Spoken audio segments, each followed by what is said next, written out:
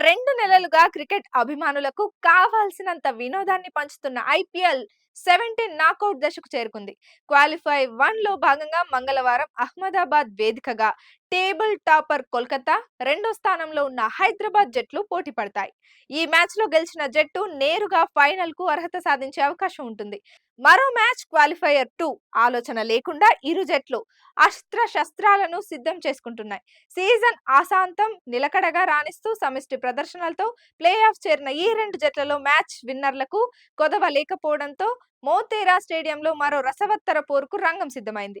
ఈ సీజన్ లో అత్యంత విజయవంతమైన ఓపెనింగ్ జోడీ అయిన సునీల్ నరైన్ బాదుడుకు బలి కాని ప్రత్యర్థి లేరంటే అతిశయోక్తి లేదు. కానీ ప్లే ఆఫ్స్ లో కేకేఆర్ కు ఫిల్స్ లేకపోవడం ఎదురుదెబ్బే.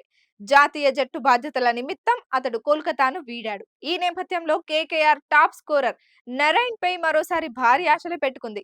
అతడిని తర్వాత అవుట్ చేస్తే మిడిల్ ఆర్డర్ కూడా తడబడుతోంది. కెప్టెన్ శ్రేయస్ అయ్యర్ ఆశించిన స్థాయిలో రాణించలేకపోతున్నా అతడు ప్రమాదకారే. వెంకటేష్ అయ్యర్, నితీష్ రాణా నిలకడకు తోడు ఆఖర్లో ఆండ్రే రస్సెల్ మెరుపులు మెరిపిస్తే హైదరాబాద్ కు తిప్పలు తప్పవు.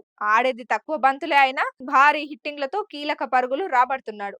కమిన్స్ నేతృత్వంలోని హైదరాబాద్ బౌలింగ్ దళం వీళ్లను ఎలా కట్టడి చేస్తుందన్నది ఆసక్తికరం.